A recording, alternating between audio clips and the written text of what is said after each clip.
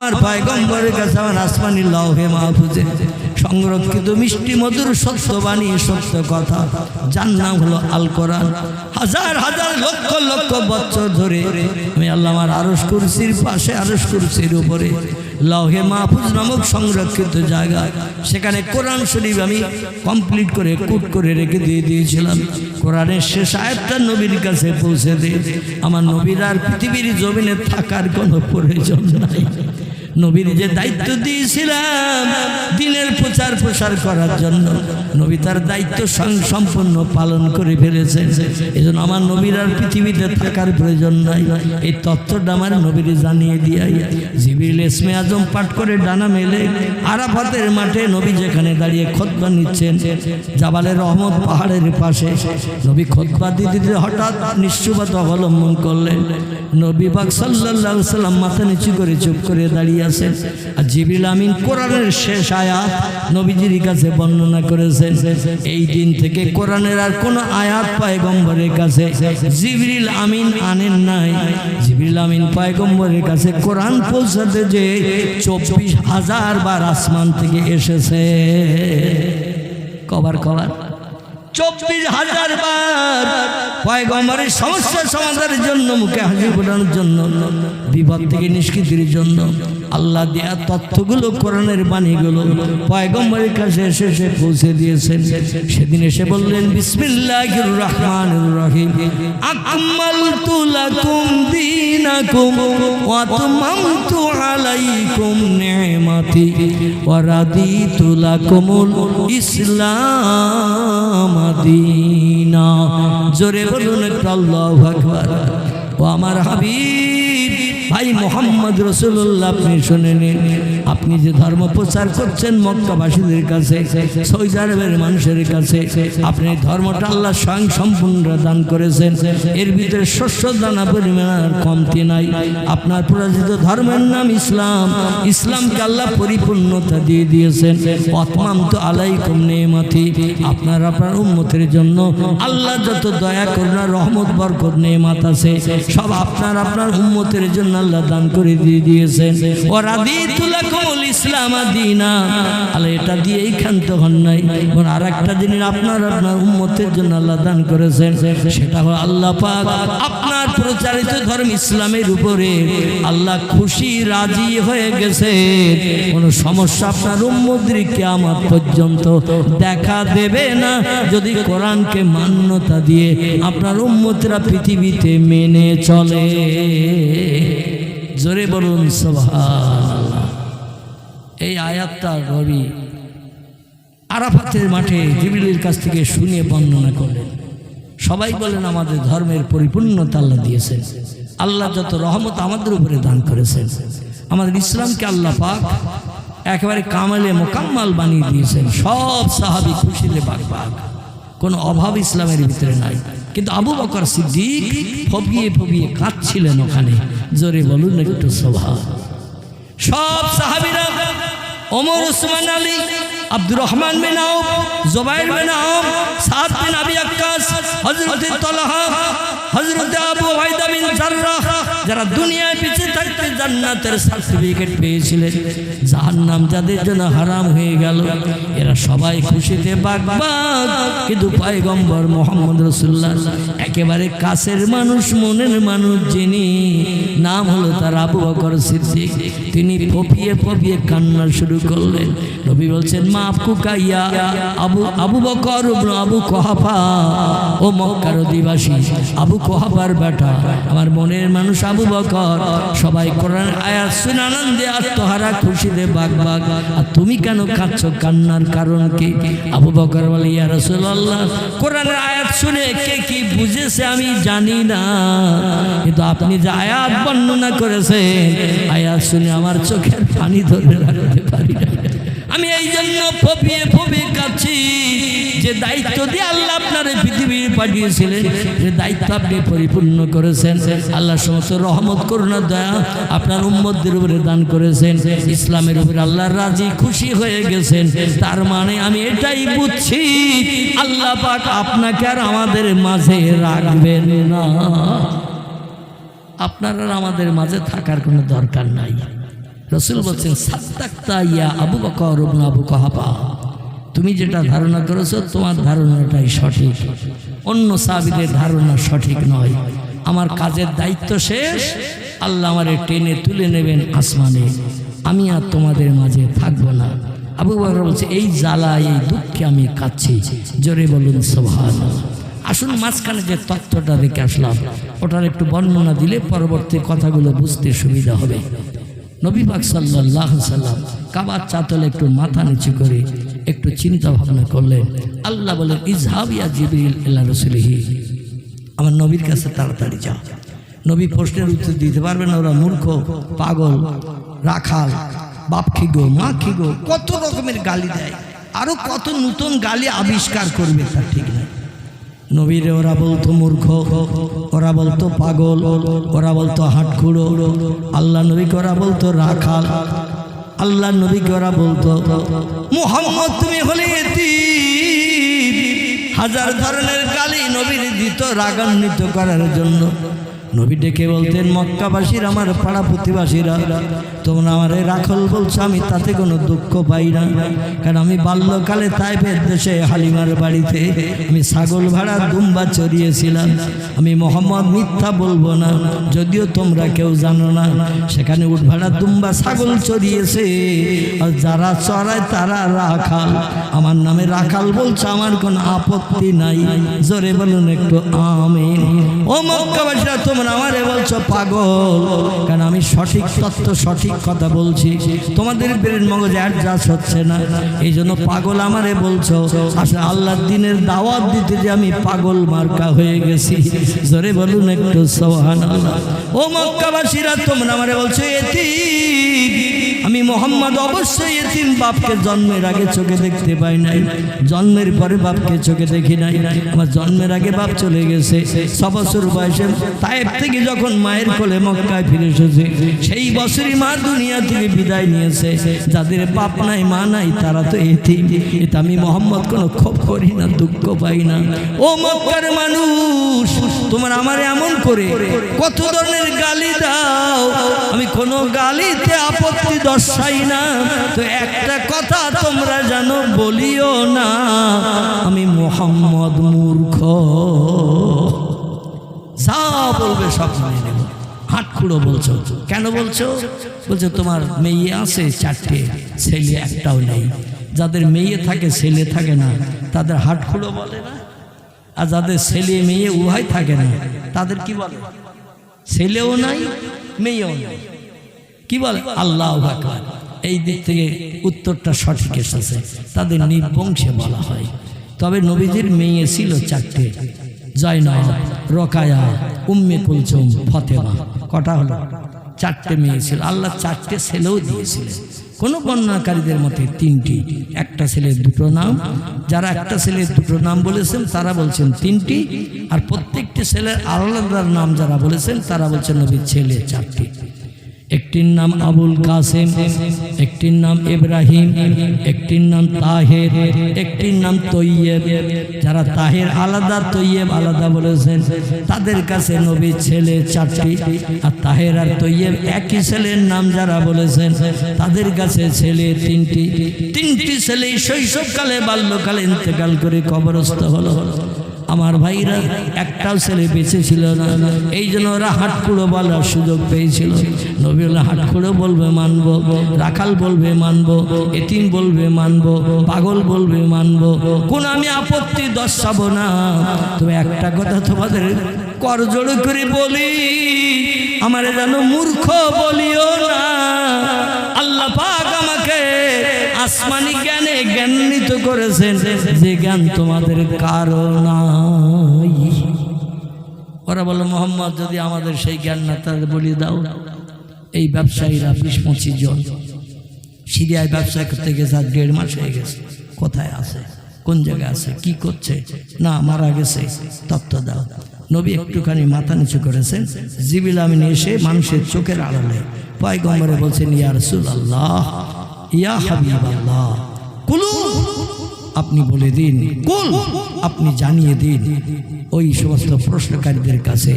বর্তমান ওই 22 থেকে 25 জন ব্যবসায়ী যারা সিরিয়ায় ব্যবসা করতে গিয়েছিল, ওরা সিরিয়া থেকে ব্যবসা করে টাকা পয়সা আয় করে উটের পিঠে চেপে বাড়ি আসছে।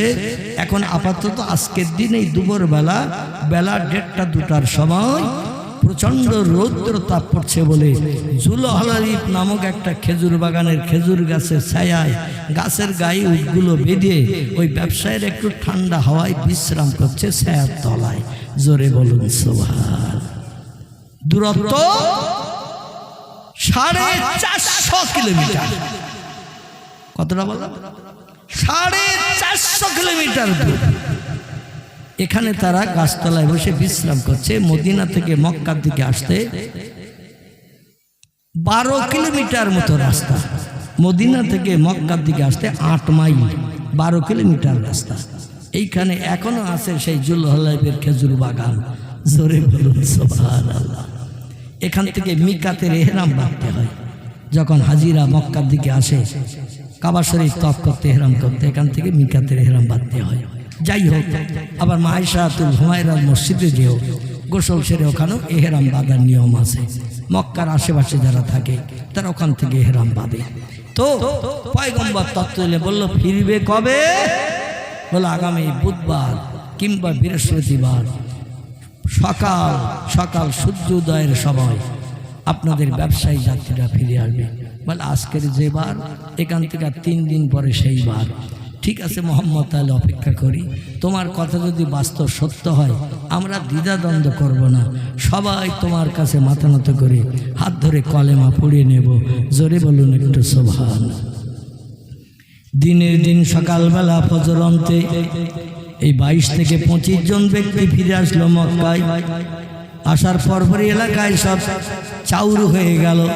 ব্যবসায়ীরা ফিরে এসেছে, উটের পিঠে মাল চাপিয়ে নিয়ে এসেছে।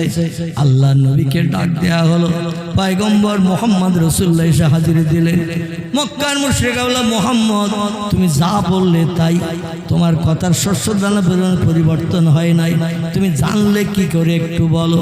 নবী বলছেন, মান কানা লিল্লাহ, যে লোকটি আল্লাহর আপন হয়ে যায়, কানাল্লাহু লাহু, আল্লাহ তার আপন হয়ে যায়। অকুল্লা শাইইন ইয়ানফাউন নাস, পৃথিবীর এমন কোন সৃষ্টি নাই যে সৃষ্টি ওই লোকটার হুকুমের মান্যতা দেয় না, তার কথা শোনে না। ওই ব্যক্তি যখন যেটা বলে সব সৃষ্টি সেটা বাস্তবে রূপদান করে চলে। ওই লোকটার ইজ্জত সম্মান নষ্ট করে না পৃথিবীর কোন সৃষ্টি। জোরে বলুন একটু সুবহানাল্লাহ। এই বাস্তবে নমুনা দেখিয়েছেন তারা যারা হলো নবী আম্বিয়ার দল। নবী হলো এক বচন, আম্বিয়া হলো বহু বচন।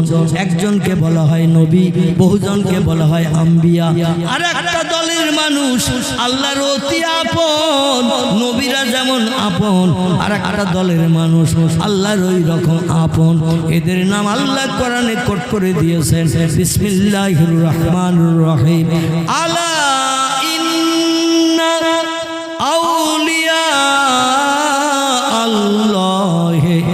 লা খাউফুন আলাইহিম ওয়ালা হুম ইয়াহজানুন। জোরে বলুন একটু আল্লাহু আকবার। আল্লাহ বলছেন, হুঁশিয়ার, সাবধান, ডেঞ্জার, বিপদ, খাতরা আছে উম্মতে মুহাম্মদী তোমাদের জন্য।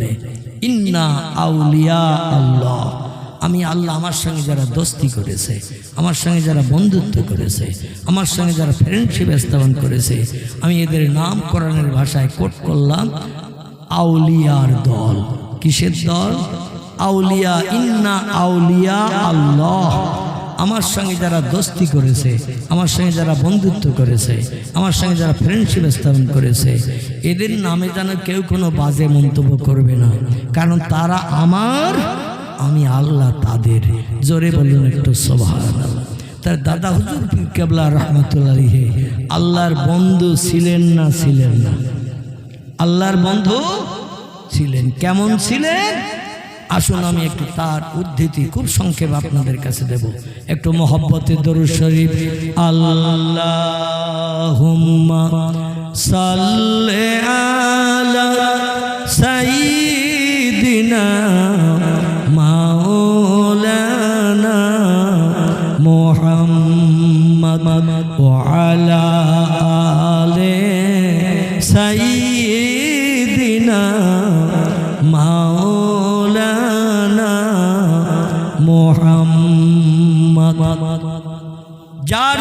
ইতিহাসের তত্ত্ব আপনাদের কাছে আমি এই বক্তৃতার একেবারে শেষের দিকে রাখছি।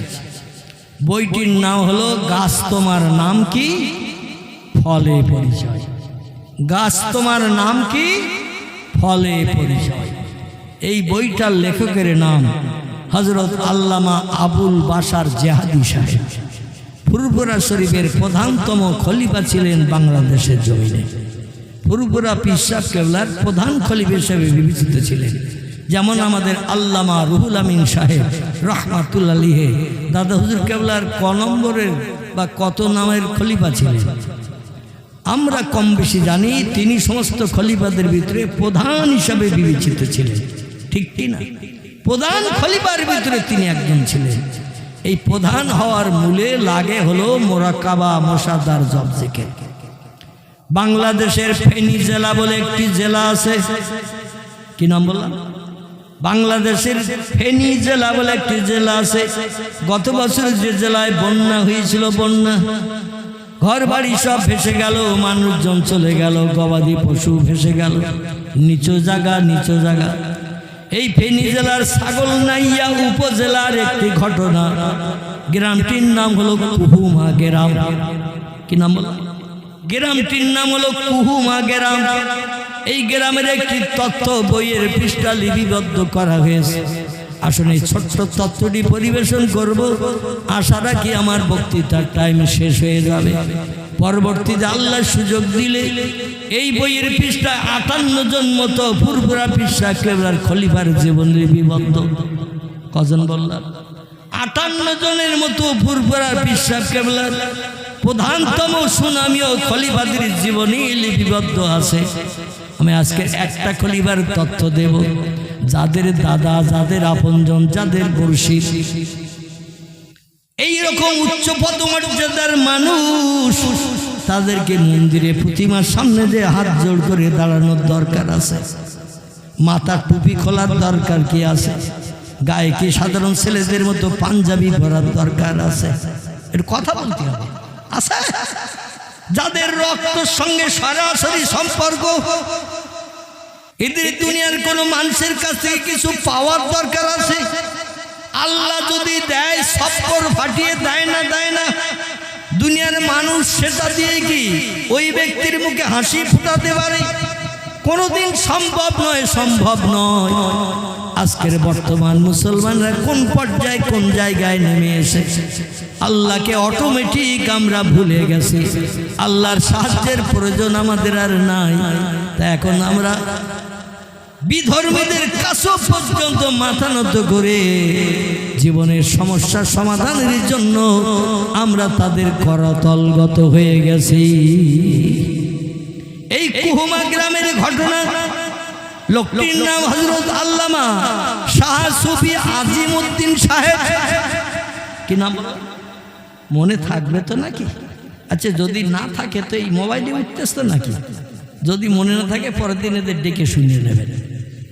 লোকটির নাম হলো হযরত আল্লামা সুফি আজিমউদ্দিন সাহেব।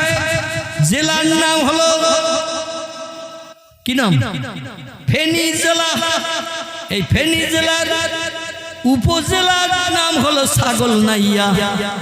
গ্রামটির নাম হলো কুহুমা। এই গ্রামের ঘটনা বাস্তব যারা দেখেছেন তারাই তথ্য দিয়েছেন। পুস্তকের পৃষ্ঠায় সাল তারিখ পর্যন্ত সব লিপিবদ্ধ আছে। ফুরফুরার পীর আবু বকর সিদ্দিকী আল কুরাইশি আজিমউদ্দিন সাহেবের বাড়িতে প্রতি বছর জলসা করতে যেতেন।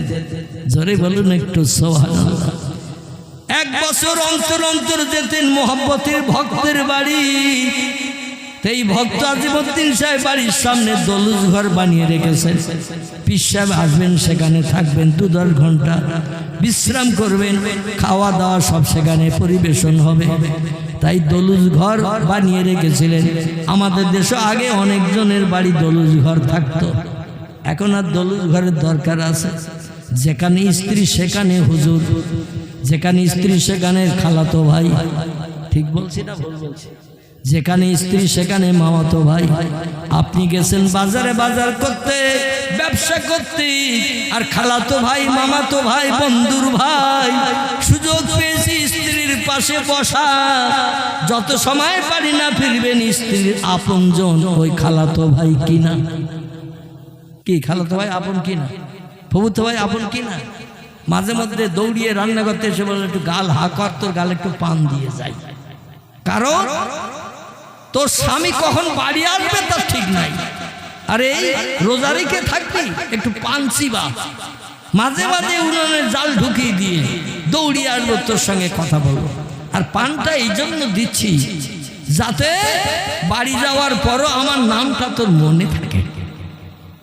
এ স্বামীর সঙ্গে সংসার হবে ওই মেয়েটার, কথা বলে না। স্বামীর সঙ্গে সংসার হবে ওই মেয়েটার। পানের অ্যাকশানেও দেখবেন পরকিয়া করে রাতের বেলা পালিয়ে চলে যাবে। বর্তমানে যাচ্ছে না, যাচ্ছে না। হুজুর কেবলাকে বসিয়ে রেখেছেন দরজ ঘরে। বিভিন্ন জায়গার মানুষেরা, ফুরফুরার পিসাব এসেছে ফেনী জেলার ছাগলনাইয়া উপজেলার কুহুমা গ্রামে। অনেক মানুষ হুজুরের কাছ থেকে তেল পড়া, জিরে পড়া, পানি পড়া, ঝাড়ফুঁক করা, এইসব করার জন্য সব মাটির খোপ, এখন তো প্লাস্টিকের বোতল, ঠিক কি না? সেই সময় প্লাস্টিকের বোতলের আবিষ্কার হয়নি। মাটির খোপ নিয়ে নিয়ে কেউ পানি এনেছেন, কেউ তেল এনেছেন, কেউ জিরা এনেছেন, এনে সব ওখানে এসেছে। হুজুর বললেন, বাবারা তোমরা কি জন্য এসেছো? বলে, হুজুর আমাদের বাড়িতে সমস্যা, কারো জেনে ধরেছে, কারো ভূতে ধরেছে, কেউ অসুস্থ, এইরকম নানান রোগ। তা আপনার কাছ থেকে একটু পানি পড়া, তেল পড়া, জিরে পড়া, প্রয়োজন হলে দুটো একটা তাবিজও নিয়ে যেতে চাই হুজুর, যাতে সমস্যার সমাধান পাই। উনি বললেন, বাবা পানির পাত্রগুলো, তেল জিরেগুলো যারা এনেছো সব ওই তলুর ঘরের কোনায় ওইখানে রেখে দাও। সবাই রেখে দিয়েছে। তাদের সকলের ধারণা হুজুর যখন এই তেল পানি জিরে পড়া পড়িয়ে দেবে, নিশ্চয়ই যেখানে বসে আছে ওখান থেকে উঠিয়ে এসে আমাদের খোপটো পানির পাত্র যা কিছু রেখেছে এইখানে এসে একটু সূরা কেরাত পাঠ করবে, দোয়া দানি পাঠ করে একটু ফু দিয়ে দেবে, বাড়ি নিয়ে যাব। বিশ্বাস আল্লাহ চায় তো আমাদের এই পানি পড়া কাজ হবে। মানুষ সেদিন বিশ্বাস করত, এখন আর বিশ্বাস করে বিশ্বাস করে না। কারণ বিশ্বাসের যে বস্তু সেটা মৌলবীরা অটোমেটিক উঠিয়ে দিয়েছে। বিশ্বাসের বস্তু এখন আর সাধারণ মানুষের ভিতরে নাই। কারণ সাধারণ মানুষের থেকেও আলেম ওলামাদের চরিত্র আরো নিকৃষ্টতর হতে শুরু করেছে। জোরে বলুন একটু নাউজুবিল্লাহ। তো হুজুর কেবলা যেখানে বসেছিলেন, সুফি আজিমউদ্দিন সাহেব বললেন, হুজুর পানি, তেল, জিরা, কালো জিরা সব তো মানুষ এনেছে, আর দেখছে কেউ নিয়ে আসছে না। হুজুর তো একটু বাদেই স্টেজে যেতে হবে, আপনার ওয়াজ শোনার জন্য মানুষ সব মুখর, এজন্য একটু তেল পানিটার ফুৎকার করে দিন, সবাই নিয়ে চলে যাক। তো হুজুর যেখানে বসেছিলেন সেখান থেকে একটু মাথা ঘুরিয়ে দিয়ে দিলেন, একটু ফু দিলেন, হাওয়ার একটু শব্দ হলো।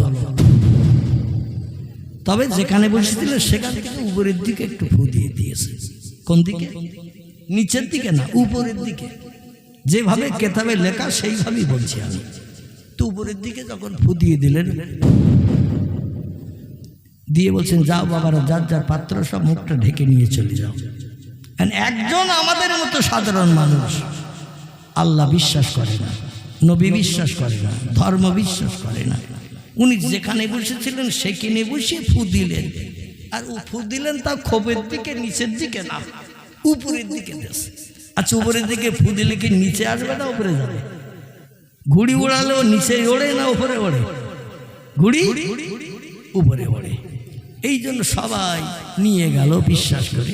একজন ব্যক্তি আর বিশ্বাস স্থাপন করেনি, বলে আমি এত পথ কষ্ট করে পায়ে হেঁটে আসলাম, আর হুজুর ফু দিল তাও নিচের দিকে, খোপের দিকে মুখ করি না, উপরের দিকে দিল, আর এই পানি আমি কষ্ট করে আবার খোপে করে বাড়ি নিয়ে যাব। বড় আমার বাড়ি যাওয়ার পথে ওই যে রাস্তার ধারে যেখানে বড় পুকুর, পুকুরের পানি পুকুরেই ফেলে দিয়ে দেব। তখন টিউবওয়েলের আবিষ্কার হয়নি, কোনো বাড়িতে টিউবওয়েল ছিল না, টিউবওয়েল হালি পড়ে হয়েছে 20-50 বছরের ভিতরে। তার আগে পুকুরের পানি মানুষ খেত, পুকুরের পানি গোসল করত, পুকুরের পানি সব কাজে ব্যবহার করত।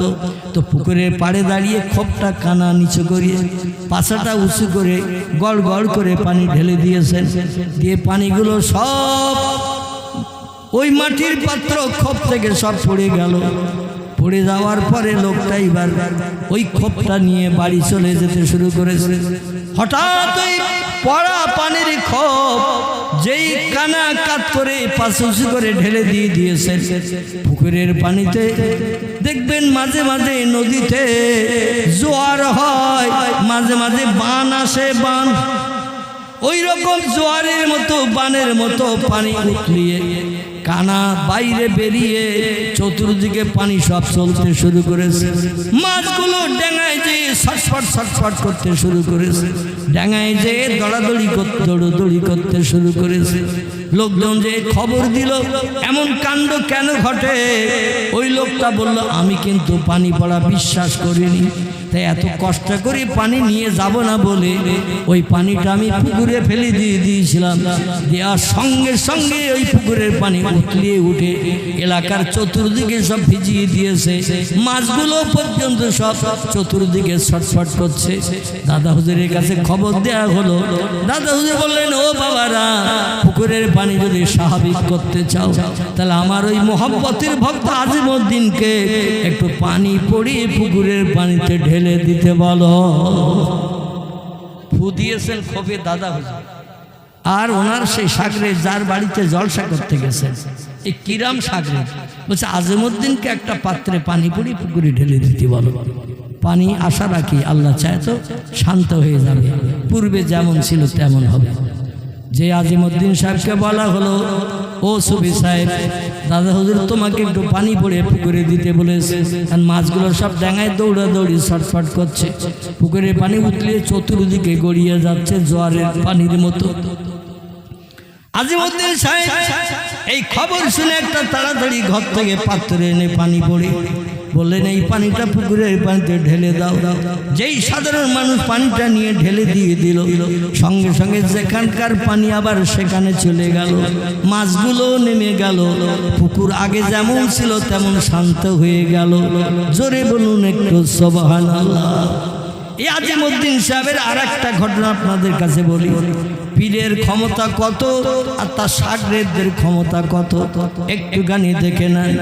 ওই কুহমা গ্রামের একজন ব্যক্তি আজিমউদ্দিনের সাগরেদ, আজিমউদ্দিন দাদা হুজুরের সাগরেদ।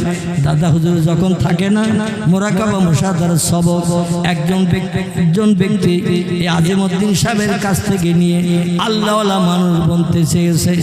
এই জন্য পীর সাহেবকে খুশি করার জন্য, আজিমউদ্দিন সাহেবকে খুশি করার জন্য ওনার সাগরের বাড়িতে একটা নতুন কাঁঠাল গাছ হয়েছে। কাঁঠাল গাছ, এই নতুন কাঁঠাল গাছে প্রথম একটা কাঁঠাল ধরেছে, বড় কাঁঠাল। কাঁঠাল বোঝেন তো নাকি? বাড়িতে নতুন একটা মোটা কাঁঠাল গাছ হয়েছে। প্রথম কাঁঠাল গাছে একটা বড় কাঁঠাল, প্রথম কাঁঠালটা ধরেছে এবং বড় মাপের হয়েছে। পরবর্তী আরো 2-4 খান কাঁঠাল হয়েছে, সেগুলো তুলনামূলক ছোট।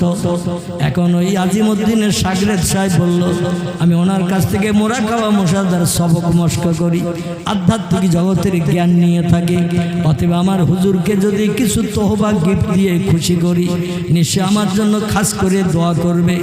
এই জন্য উনি সেই বড় কাঁঠালটা পীর সাহেবকে দেবে বলে, আজিমউদ্দিন সাহেবকে দেবে বলে মনে মনে ঠিক করেছিলেন। আর কাঁঠালটা খুব বড় হওয়ার কারণে মনের ভিতরে কিন্তু একটু ঘুরপাক খেতে শুরু করেছে, মনের ভিতরে একটু দুশ্চিন্তা শুরু হয়েছে। প্রথম গাছে বড় কাঁঠাল, সেটাই হুজুরের দেব, ওটা মনে মনে ঠিক করেছি, কেউ তো জানে না। তো একেবারে বড়টা না দিয়ে বাড়ির ছেলে মেয়ে বিবিদের খাওয়াবো, আর মাঝারি ধরনের একটা কাঁঠাল হুজুরকে দিয়ে আসবো। আমি যে বড়টা দেবো বলেছিলাম এটা তো আমি জানি আর আল্লাহ জানে, হুজুর তো জানে না, পাড়ার লোক জানে না। এখন ওই বড় কাঁঠালটা রেখে তুলনামূলক একটা মাঝারি কাঁঠাল কেটে নিয়ে আজিমউদ্দিন সাহেবের বাড়িতে হাজির। এসে বলছেন, হুজুর আমার বাড়িতে নতুন একটা কাঁঠাল গাছ, এই প্রথম কাঁঠাল ধরেছে বছর, তাই একটি কাঁঠাল আপনারে না খাইয়ে তো আমি খেতে পারি না, তা আপনার জন্য একটা কাঁঠাল আপনার বিবি বাচ্চার জন্য এনেছি। হুজুর আমার কাঁঠালটা তোহবাটা আপনি মনোনিবেশ সহকারে খুশি মনে একটু নিয়ে নিন। আজিমউদ্দিন সাহেব বলছে, বাবা তুমি মনে মনে পণ করেছিলে বড় কাঁঠাল দেবে, আর কাঁঠালটা বড় হয়েছে বলে তোমার মন চাইছে না, তাই মাঝারি কাঁঠাল আমার বাড়ি এনেছো, তোমার কাঁঠাল আমি খাবো না। এ আমার বাড়ির সাগরেদ, এই কাঁঠালটা আমার পুকুর ঘাটে ফেলে দিয়াই আমি খাবো না, বাড়ি আর যারা মুরিদ মাতাকে দাসে ওদের কাউরে খেতে দেব না। এই কাঁঠাল পুকুরের পানিতে ফেলে দিয়াই। কাঁঠালটা পাকা, কাঁচা না পাকা? পাকা কাঁঠাল পাকিয়ে নিয়ে চলে এসেছে। আমার ভাইরা সাগরেদ বলে, আল্লাহ মনে মনে গোপনে ধারণা করলাম একেবারে বড়টা দেব না, মাঝারি সাইজের দেব। আর আমার পীর সাহেব কেবলা আজিমউদ্দিন সাহেব কি করে জানলো? উনি যখন কাঁঠাল রাগ করে পুকুরের পানিতে ফেলে দিতে বলেছে, আর সাগরেদ কাঁঠালটা ফেলে দিয়ে দিয়েছে হুজুরের কথার মান্যতা দিতে। তার সামনের বছর যে কাঁঠালটা সব থেকে বড় হবে, দ্বিতীয় বছর ওই কাঁঠালটা হুজুরকে দিয়ে আমি উসল আদায় করব, হুজুরকে খুশি করব, সন্তুষ্ট করব। দ্বিতীয় বছর 1 বছর হয়ে গেছে। দ্বিতীয় বছর আবার গরমকালে কাঁঠালের মুচি ধরেছে, কাঁঠাল দেখতে বড় হয়েছে। কাঁঠাল পাকে কি মাসে? খান না বোধহয় কেউ। তো এত সময় লাগলো বলতে, আমার তো সময় শেষ হয়ে গেছে। পরবর্তী বক্তা এসে রয়েছে মনে হচ্ছে, আসতেছে না। আমি ঝুপ করে সুইচ অফ করে দেবো বলে, যাই হোক হ্যাঁ এসে গেছে। আল্লাহ ওয়ালাইকুম আসসালাম। আমি এসে যখন শ্রোতাদের সঙ্গে কথা বলি, পাশে কে আসে না আসে আমি অতটা ভ্রুক্ষেপ করি না, এটা আমার চিরকালের রীতি। এই আমার ভাই বললোতে আমি শুনে একটু তাকিয়ে দেখলাম যে উনি এসে বসে গেছে। আমি যদি একটু বুঝতে পারতাম তো যেখানে এসেছেন চেয়ারে আর 2-5 মিনিট বসতে দিতাম না, শেষ করলাম। তো 1 মিনিটের ভিতরে কথাটা শেষ করি নাকি না একটু রাখবো? রাখবো। শরৎচন্দ্র মার্কা হব। শরৎচন্দ্র গল্প করে, শেষ অঙ্কটা বলে না, লোক যাতে আবার শোনার জন্য আগ্রহ জানায়। আর আল্লাহ রসুলও জানিয়ে দিয়েছেন যে আগ্রহ থাকতে বক্তৃতা শেষ করিও। ওলিয়া উলিয়ারাও বলেছেন আগ্রহ থাকতে বক্তৃতা শেষ করিও, তাহলে মানুষের আকাঙ্ক্ষা থাকবে আবার শোনার জন্য। কিন্তু আমি মনে করি শরৎচন্দ্র মার্কা হবে না, এই জন্য শেষ কথাটা বলছি খুব সংক্ষেপে। পরের বছর সব থেকে বড় কাঁঠালটা ইনি নিয়ে এসেছেন আজিমউদ্দিন সাহেবের কাছে। এসে বলছেন, হুজুর গত বছর চরম অপমান হয়েছে, আমি চরম অপমান হয়েছি, নিন্দিত হয়েছে আপনার সাগরেদদের কাছে। কারণ আমি বলেছিলাম বড়টা দেব, বড়টা দিইনি। হুজুর আমি এনেছিলাম মাঝারি ধরনেরটা, আর আপনি রাগে পুড়িয়ে সেটা ফেলে দিতে বললেন সাগরেদকে পুকুরের পানিতে। আর পুকুরের পানিতে সাগরেদ ফেলে দিল, কারণ নসিবে পাকা কাঁঠাল খাওয়ার সুযোগ হলো না। তো এবছর সব থেকে বড় যেটা হয়েছে সেটাই নিয়েছে। আজিমউদ্দিন সাহেব ডেকে বলছেন, এ বাবা সাগরেদ, উনি এবছর বড়টা দেবে বলে পণ করেছিল, আবার নিয়ে এসেছে। এ কাঁঠালটা ওখানে রাখো বাবা। আর গত বছর যে কাঁঠালটা তুমি পুকুরের পানিতে ফেলে দিয়ে এসেছিলে, ও কাঁঠালটা ঘাটের সিঁড়ির তলায় ঢুকে রয়েছে, পানির ভিতরে সিঁড়ির তলায় ঢুকে রয়েছে। ওই কাঁঠালটা উঠিয়ে নিয়ে এসো। যত সাগরেদ ছিল সামনে বসা সবাই আশ্চর্যান্বিত হয়ে গেল। 1 বছর আগে কাঁঠাল পুকুরের পানিতে ফেলা, আর পানির তলা দিয়ে ঘাটের তলায় যে বেঁধে রয়েছে। আর ওই কাঁঠাল কি এখন খাওয়া যায় নাকি? ডাঙায় থাকলে তবু কিছুদিন থাকে, পানির ভিতরে থাকলে আরো তাড়াতাড়ি পচে না।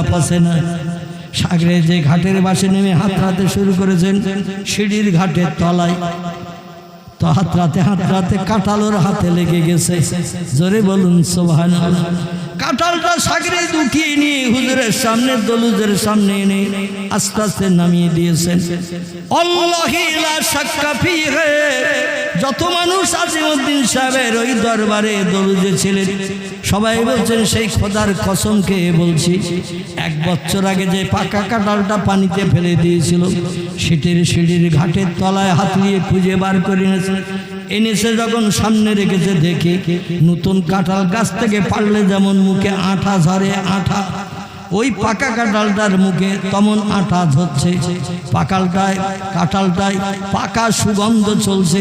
হুজুর বলল, বাবা এই কাঁঠালটা যেটা এবছর এনেছে এটা খেতে হবে না। ওই কাঁঠালটা দেবে বলে ওয়াদা করেছিল গত বছর, কিন্তু মন চাইনি বলে দেয়নি। ওই কাঁঠালটাই ভাঙো। বলে হুজুর 1 বছর হয়ে গেছে, ওই কাঁঠাল কি এখন ভাঙলে খাওয়া যাবে নাকি? ও কাঁঠালের কি টেস্ট পাওয়া যাবে নাকি? আল্লাহর মহানবী আজিমউদ্দিন সাহেব বললেন আল্লাহি লা শাক্কা ফীহি, সেই খোদার কসম আমি একটু শাগরেদকে শিক্ষা দেওয়ার জন্য রাগ করে আমার বাড়ির শাগরেদকে ফেলে দিতে বলেছিলাম, আমার বাড়ির শাগরেদ ফেলে দিয়েছে। আল্লাহকে বলেছিলাম আল্লাহ তুমি কাঁঠালটা হেফাজত করে রেখো, আল্লাহ কাঁঠালটা হেফাজত করে রেখেছে, এখনই আমার সামনে ভাঙো আর সবাই মিলে খাও, টেস্ট পচা লাগে না টাটকা লাগে একটু দেখো। সমস্ত শাগরেদরা লোকজন বলল সেই খোদার কসমকে বলছি, কাঁঠাল যখন ভাঙা হলো দেখা গেল আজকেরই পাকা কাঁঠাল, আটা ধরছে মুখ দিয়ে আর সুগন্ধ টেস্ট আর স্বাদ। পাকা কাঁঠাল ভাঙলে যেমন টাটকা কাঁঠাল ভাঙলে যেমন লাগে তেমনই লেগেছে। জোরে বলুন একটু সুবহানাল্লাহ। যাদের বাড়ির দাদা এইরকম একজন মানুষ, তার শাগরেদরা যেমন এইরকম একজন মানুষ, আর তাদের বাড়ির বর্তমান জেনারেশনেরা কোন পর্যায়ে চলে গেছে একটু চিন্তা ভাবনা করার জন্য অনুরোধ করি। আল্লাহ পাক আমাদের সকলকে দাদা হুজুর কেবলার আদর্শের প্রতীক বানিয়ে তার মহব্বত প্রেম ভালোবাসা হৃদয়ে রাখি, আল্লাহর সঙ্গে সম্পর্ক গাঢ়তর রাখি, আমাদের যেন কবরে হাজির করান।